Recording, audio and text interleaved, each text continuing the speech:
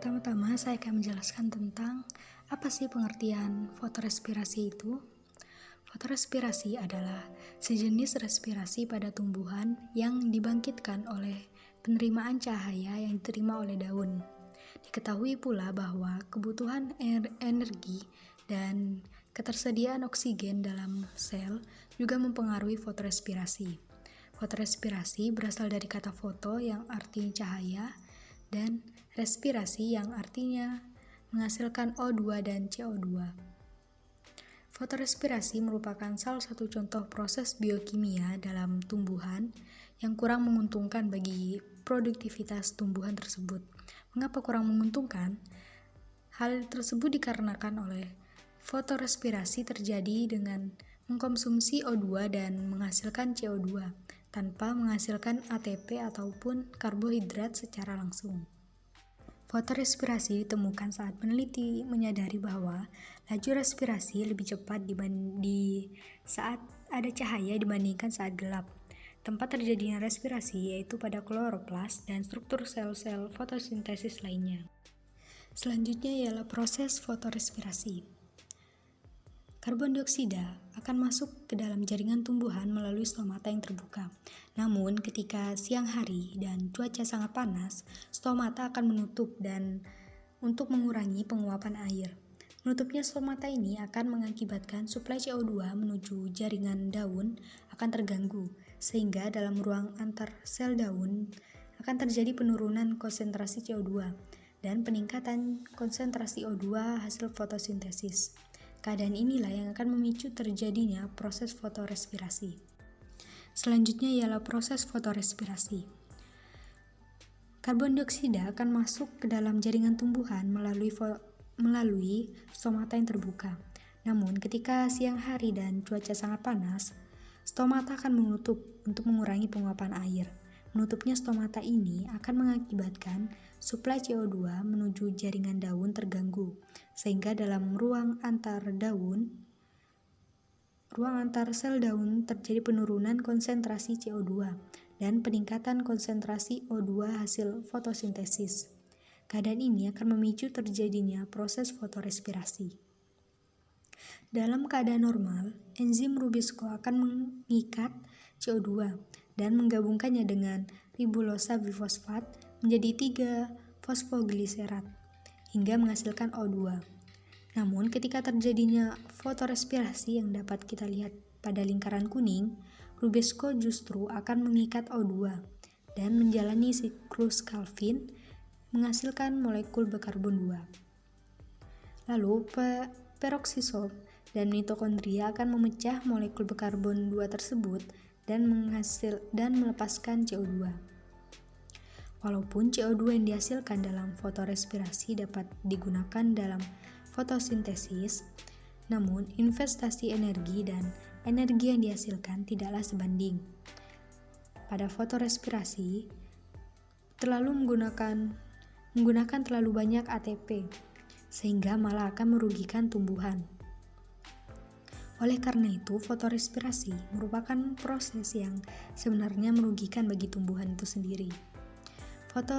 Fotorespirasi cocok pada beberapa kondisi, seperti pada rasio karbon dioksida rendah, oksigen, suhu tinggi, dan lain-lain. Jika suhu meningkat, enzim Rubisco akan memiliki afinitas yang lebih tinggi terhadap oksigen daripada karbon dioksida. Oleh karena itu, tumbuhan yang tumbuh pada kondisi panas dan kering lebih banyak mengalami fotorespirasi dibandingkan dengan tanaman yang tumbuh di daerah lain. Perbedaan respirasi dengan fotorespirasi. Fotorespirasi dapat berlangsung bersama-sama dengan respirasi biasa.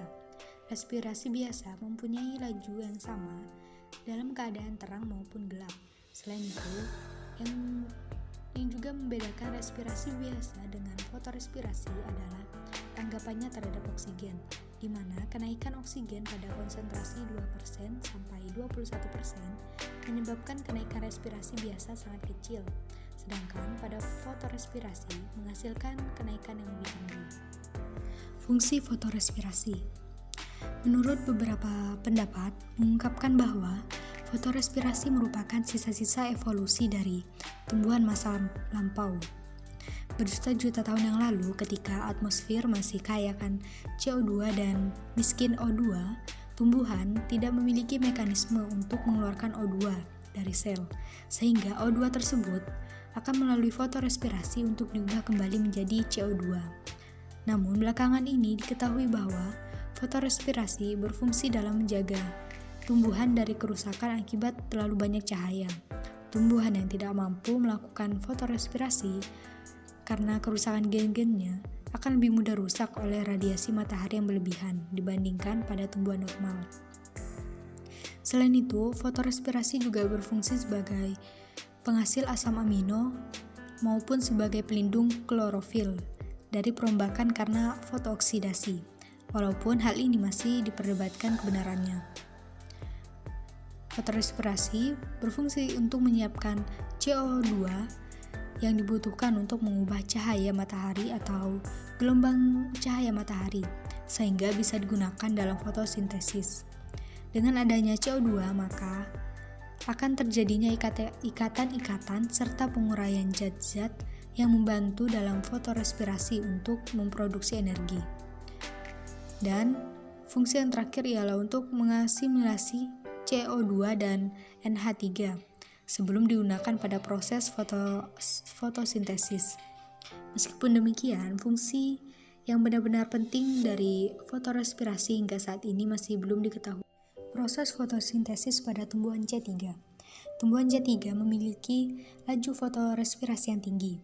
Asam glikolat ialah substrat fotorespirasi yang terbentuk dari asam fosfoglikolat, yaitu asam yang terbentuk dari ribosa difosfat atau RUDP yang ada pada siklus Calvin pada fotosintesis. Jika RUDP bereaksi dengan CO2 dengan bantuan enzim RUDP karboksilase, akan memproduksi 2 molekul 3-PGA atau asam 3-fosfogliserat. Namun jika bereaksi dengan O2 dengan bantuan enzim RUDP oksigenase, akan menghasilkan 1 molekul 3-PGA dan 1 molekul asam 2-fosfoglikolat. Kemudian 2 asam fosfoglikolat akan mengalami defosforilase dengan asam glikolat. Lalu asam glikolat akan masuk ke peroksisom yang ada pada mesofil. Pada peroksisom terdapat 2 enzim, yaitu asam glikolat oksidase dan katalase. Enzim ini berfungsi untuk mengkoordinasi asam glikolat menjadi asam glioksilat, lalu mengubahnya menjadi glisin. Terbentuknya glisin di mitokondria, dan kombinasi 2 molekul glisin akan membangun 1 molekul serin dan CO2. Akhirnya, serin akan keluar dari mitokondria dan diubah menjadi karbohidrat. Faktor yang mempengaruhi terbentuknya asam glikolat yakni konsentrasi CO2 dan O2 di atmosfer. Asam glikolat akan disintesis secara cepat pada konsentrasi CO2 300 ppm atau normal. Namun apabila meningkat sampai 1000 ppm akan mengakibatkan penurunan jumlah asam glikolat. Sementara pengaruh konsentrasi O2 berlawanan dengan CO2, di mana peningkatan O2 di atmosfer akan merangsang terbentuknya asam glikolat pada daun yang mendapatkan sinar. Asam glikolat akan disintesis secara cepat dan diakumulasikan dalam jumlah yang relatif banyak. Proses fotorespirasi pada tumbuhan C4. Tumbuhan C4 memiliki laju fotorespirasi yang sangat rendah. CO2 yang disematkan oleh fotosintesis pada tumbuhan C4 akan bereaksi dengan asam fosfoinol pirufat dalam sel mesofil, sehingga terbentuklah asam malat. Namun dalam beberapa tumbuhan C4, ada yang juga memproduksi asam aspartat. Asam malat atau asam aspartat akan diangkut ke mesofil dan masuk ke dalam sel selubung pembuluh, kemudian akan mengalami dekarboksilasi. CO2 yang diproduksi akibat dekarboksilasi akan disematkan oleh RUDP karboksilase. Kemudian akan diubah menjadi gula dan produk lainnya melalui lintasan pentosa fosfat reduktif. Pola pergerakan CO2 dalam fotosintesis pada tumbuhan C4 berawal dari atmosfer, lalu masuk ke sel mesofil, kemudian ke kloroplas, dan ke sel seludang pembuluh. Sel seludang pembuluh dikelilingi oleh sel mesofil yang mengandung enzim fosfenol pirufat atau PEP karboksilase. Pada daur asam karboksilat yang berperan dalam menyemat CO2. Perbedaan antara PEP karboksilase pada C4 dan RUDP karboksilase pada C3 adalah kemampuannya dalam menyemat CO2. PEP karboksilase mempunyai kemampuan yang lebih besar dalam menyemat CO2 dibandingkan dengan RUDP karboksilase, sehingga tumbuhan C4 memiliki laju fotosintesis bersihnya lebih tinggi daripada tumbuhan C3, terutama apabila konsentrasi CO2 sangatlah rendah. Proses fotorespirasi pada tumbuhan CAM. Tumbuhan CAM merupakan tumbuhan yang membuka stomatanya pada malam hari. Pada saat stomatanya terbuka, tumbuhan ini akan mengikat CO2 dan menggabungkannya ke dalam berbagai asam organik. Proses fotorespirasi yang terjadi pada CAM hampir serupa dengan pada tumbuhan C4. Perbedaannya ialah bahwa pada tumbuhan C4, kedua langkah awal fiksasi karbon terpisah secara struktural dan siklus Kelvin. Sedangkan pada tumbuhan CAM, kedua langkah terjadi pada saat yang bersamaan, namun di dalam sel yang berbeda. Karena ketidakefisienan fotorespirasi, maka sejumlah tumbuhan mengembangkan mekanisme untuk mencegah fotorespirasi.